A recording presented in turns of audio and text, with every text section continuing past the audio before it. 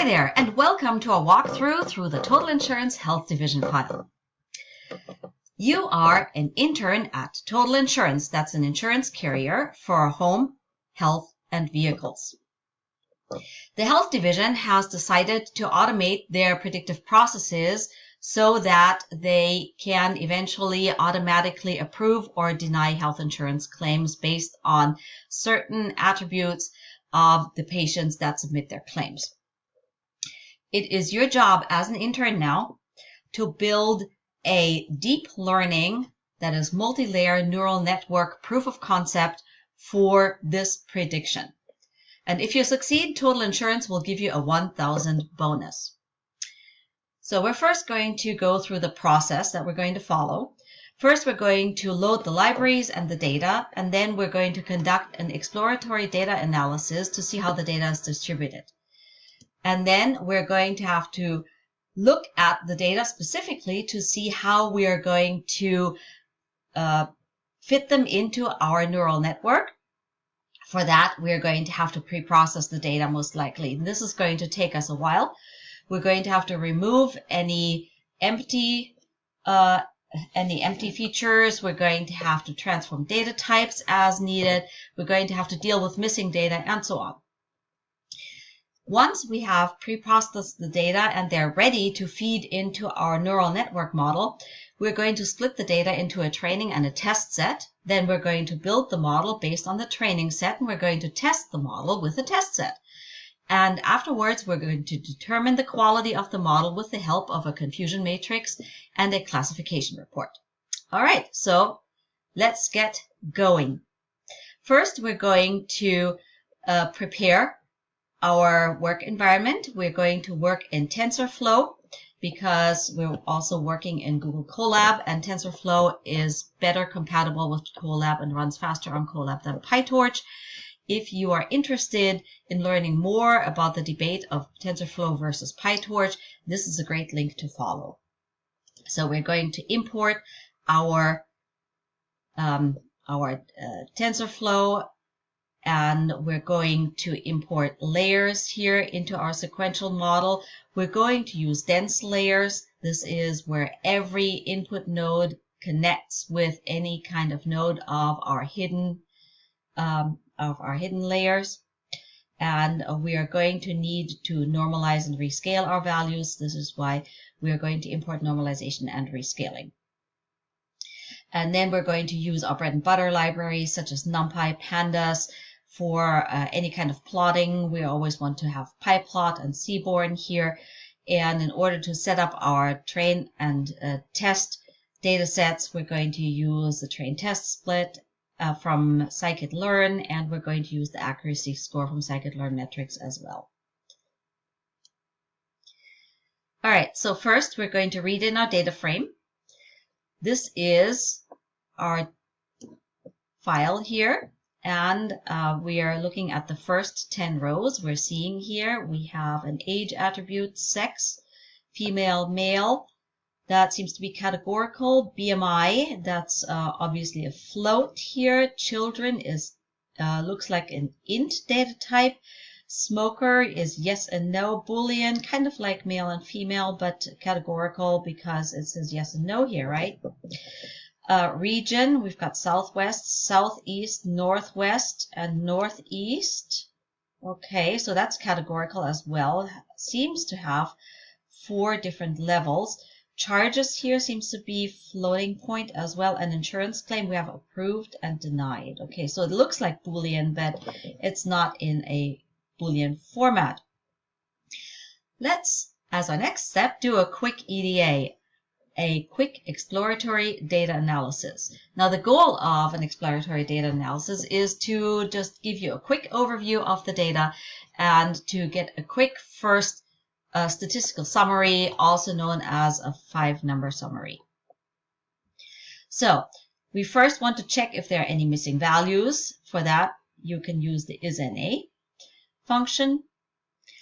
And then we want to find out what the data types are. We're seeing here all the data types that we have pretty much correctly identified earlier.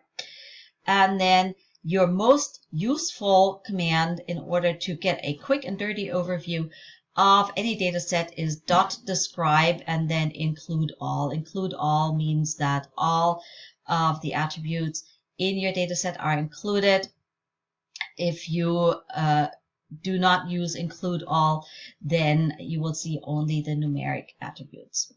So we're doing this here. We're seeing age here has, we have, well, first of all, 1338 rows in our data set. And then here's the 5-number summary for age. We're seeing here the mean age is 39.2. We're seeing that the mean age is kind of like the median age is 39.0. We're seeing the maximum age is 64. We're seeing here the BMI, maximum BMI, mean BMI, BMI being body mass index. Children, how many children do people have here? The minimum is 0, the maximum is 5. Is the patient a smoker or not? Well, the most frequently used attribute class here is no, and that shows up 1,064 times out of 1338. Well, that's already some good news there, right? Then we have in our region attribute, we have 4 different levels for this attribute. Southeast is the most frequently used attribute. And then for charges, we have, these are our mean charges. These are our max charges. That's the bills that are being submitted to the insurance company. These are our minimum charges. And then for insurance claim, approved or not, we're already seeing that we have only 2 levels, approved or not approved, or approved or denied. And the most of the claims, 783, are approved. All right, so our findings are, do we have any missing data? No, all fields have, and it's not 15,420. All fields have 1338 data points. And our target variables, possibly the things that we can predict would be, well, first of all, insurance claim, whether the insurance claim is being approved or denied. That would be a logical one to want to predict with the data we have available to us. We can also, if we have the data available to us and we have insurance claim available to us, we can also predict the charges that somebody might submit based on certain age, certain sex, certain BMI, certain number of children, smoking status, etc. And we could also possibly predict the region from which somebody would submit charges of a specific level, and if the charges are approved or not, if the person is a smoker or not, what age. So there's 3 attributes here that we could quite possibly, conceivably predict: insurance claim, charges, and region, based on different configurations of the attributes that we have here. So we are going to look at specifically predicting insurance claim at this point. As per our process, we want to consider whether we need to clean the data up as well. We're seeing that we don't have any missing or incongruent data, so we're going to pass by our data cleanup step, and we're going into the pre-processing step. Our pre-processing means formatting the data such that it can work with the selected algorithms. So what does that mean? Well, it means that we are going to need to work with numeric data because we are going to work with a neural network. This also means that the data that we have here, female, male, smoker, yes, no, region, southwest, etc., insurance claim approved and denied, are going to have to be transformed into a numeric format. And that's what we're seeing right here. So that will come in a little bit. We're going to now prepare the data for use with TensorFlow. So we need to take 4 steps to do that. We need to set up our training and test set, split the features from the labels. We need to encode our categorical variables. And that's where we are going to transform our male and female, yes and no, approved, denied, into ones and zeros. And then we're going to normalize all numeric features. So first, we're going to set up our training and test set. Here, our training data set is going to be 80% of our insurance data set. And we're going to set up our test data set as the other part of the insurance data set. So the training data set picks certain index numbers randomly and assigns them to the training data set, and we're going to use the not picked data to allocate them to the test data set. That's what it means to the insurance.drop train data set index.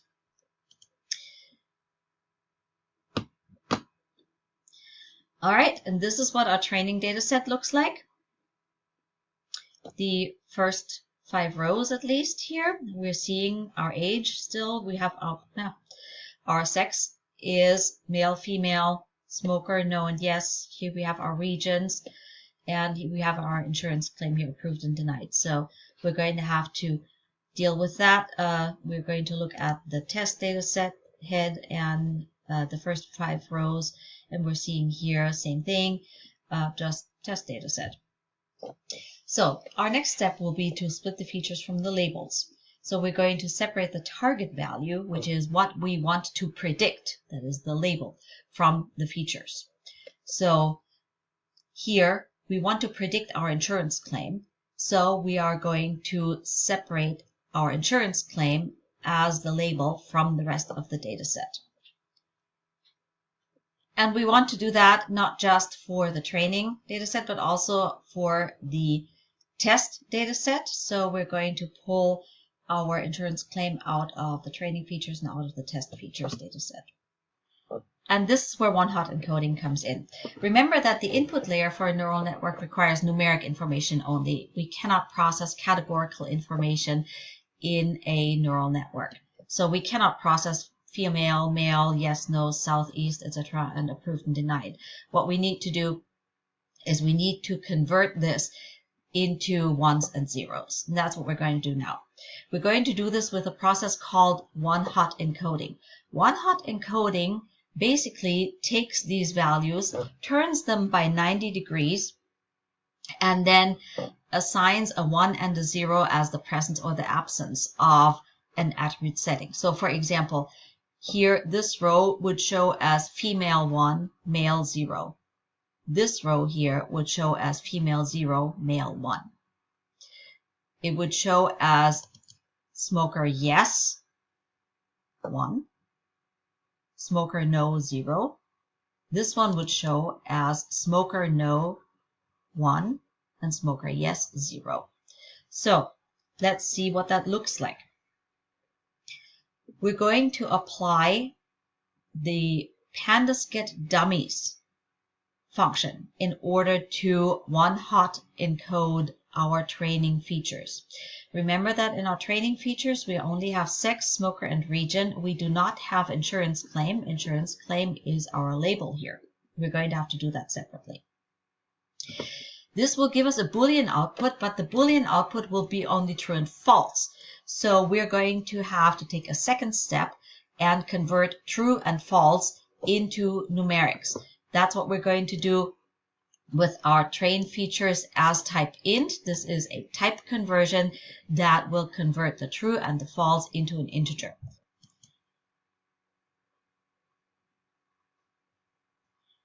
And that's what it looks like. We're seeing here our row 578, female 0, male 1, no 1, that's for smoker, smoker yes 0, northeast, northwest, southeast, southwest. We're seeing that the person lives in the southwest. So that's what our one-hot encoding does. Next, we do the same thing with the test features and with our training labels.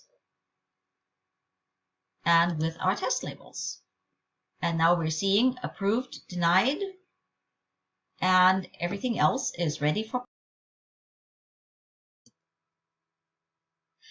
All right, now that we have converted all of our categorical data into ones and zeros, including our output layer data here, approved and denied for insurance claim, or target variables, it's time to normalize.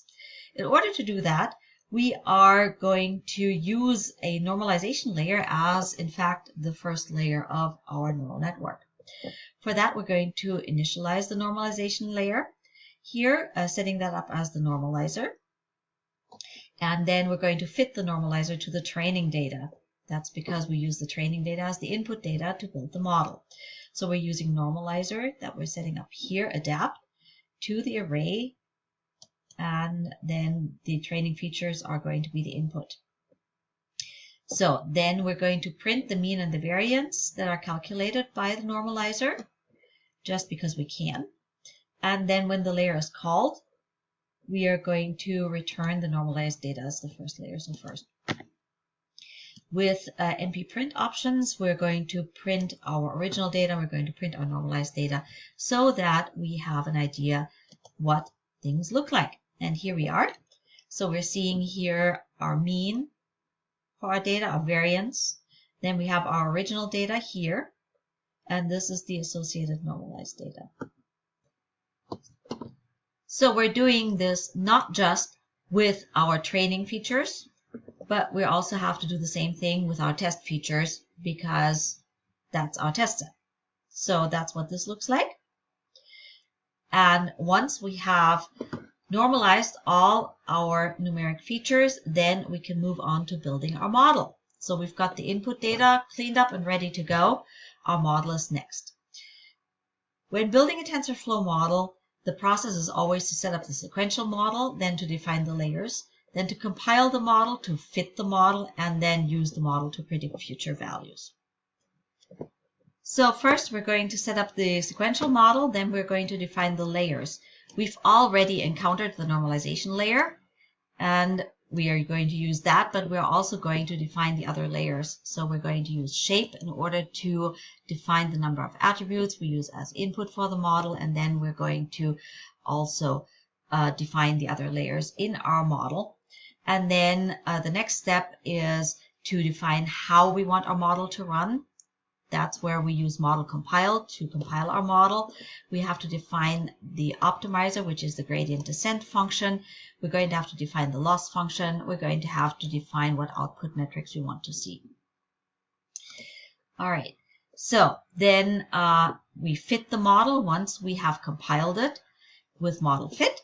And we are going to decide how many epochs we want the model to run, and whether we want to send our data through our model in batches or one by one. Lastly, we're going to use our model to predict the values. And this is just the very basic process of building and using a deep learning model. So how we choose the loss function depends on the type of calculation we need for our neural network to perform.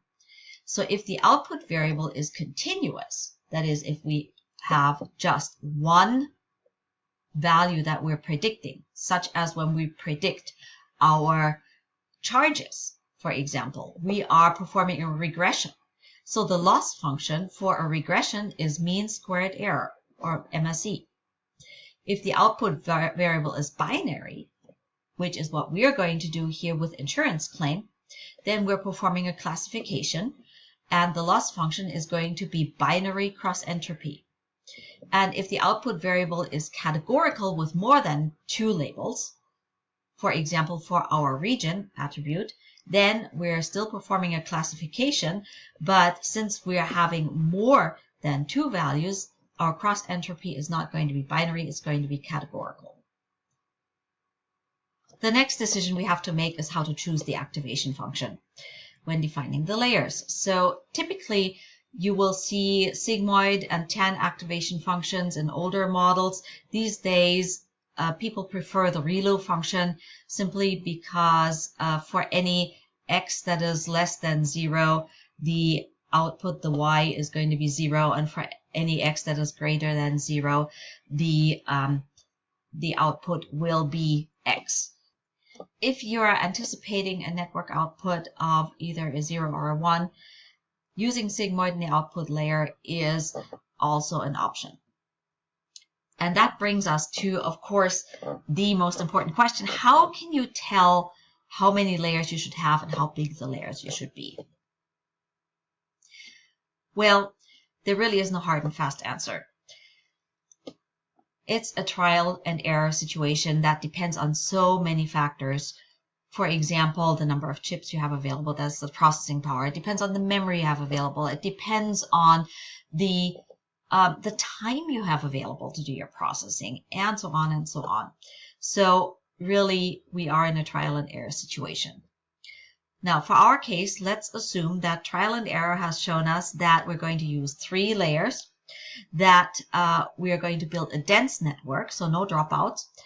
And a dense network, again, is a fully connected network in which each node is connected with each other node in the next layer.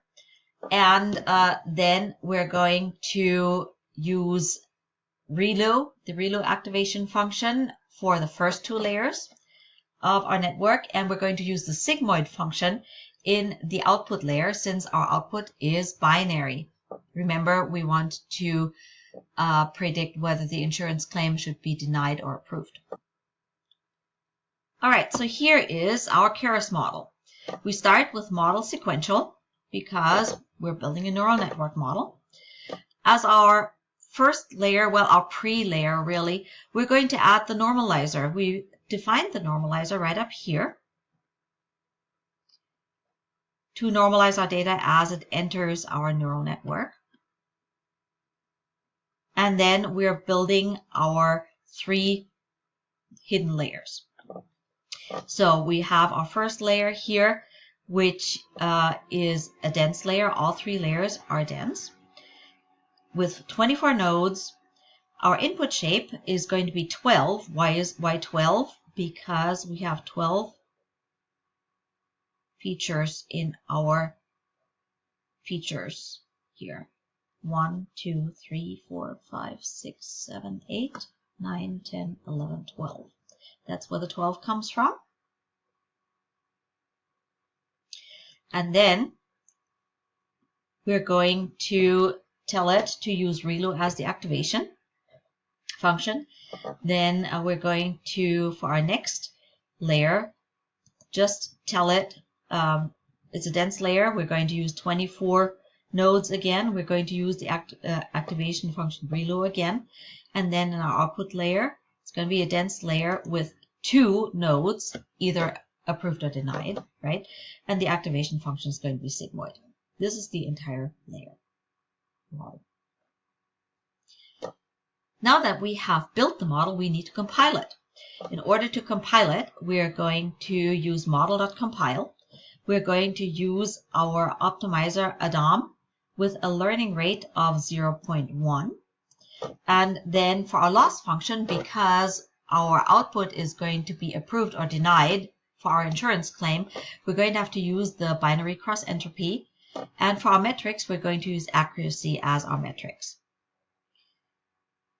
So now that we have built the model, we need to train the model. For that, we use model.fit, and we're going to use our training features, not training labels.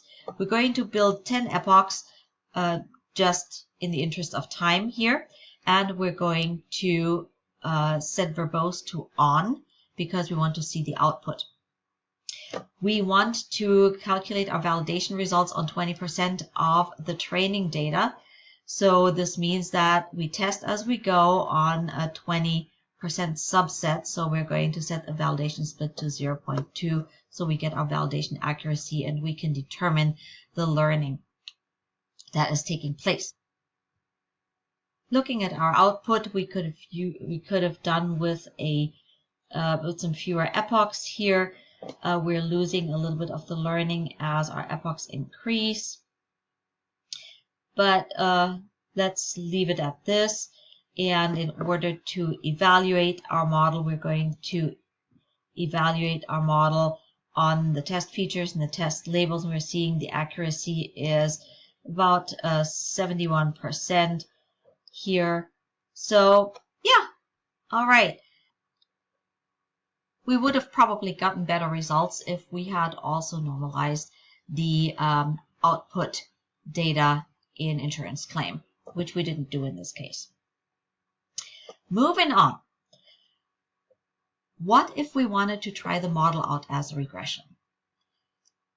Let's think about this. If instead of insurance claim, we were going to use charges as our target variable, we would have to go back all the way to how we prepared the data for use with TensorFlow. We've already set up our training and our test data sets, but instead of insurance claim, now our label would not be insurance claim, our label would have to be charges. So we would have to change our training labels and our test labels from insurance claim to charges. So what does this mean for our one-hot encoding step? We would still have to one-hot encode the training features and the test features, but we will not have to one-hot encode the labels because our output label is just one number. It's charges. And charges is a floating point number, and we're going to use a regression in order to predict the charges. So that is different. However, we're going to need to normalize not just the input, but also the output. Once we build the model, we're going to need to adjust our output layer function from sigmoid, which gives us one of two values, to linear. And then as we compile the model, we cannot use binary cross entropy and metrics accuracy, but instead we're going to need to use mean squared error as the loss function. Then we're going to train our model just in the same way that we did before, and we can evaluate our model with model.evaluate. It's a little bit easier if you want to try the model out as a classification. If we use region as our target variable, then we are going to have to go back again to our step 2C to prepare the data for use with TensorFlow. And we're going to have to set up our training labels, not as insurance claim, but as region. Our one-hot encoding will have to take place on the training features and test features and on the labels data frames, because we are going to have to set up the region as our output with our southwest, southeast, northwest, and northeast. Instead of approved, denied, you're going to see 4 columns here. You're going to want to normalize as before, and now we're going to move on to the model. The difference for the model is in the input shape. Count your features that are in your input layer, and then you're going to want to also reshape your output layer. It's not going to be 2 here anymore because you have 4 values that you're predicting, so it's going to be dense 4. And the activation function is not going to be sigmoid anymore. The activation function is now going to be softmax, as you have learned in the previous lesson. We're going to compile the model, not with binary cross entropy, but with categorical cross entropy. And then we're going to train the model just like this, and you're going to evaluate the model with accuracy. And that is the difference between running the model binary as regression and as classification. Thank you.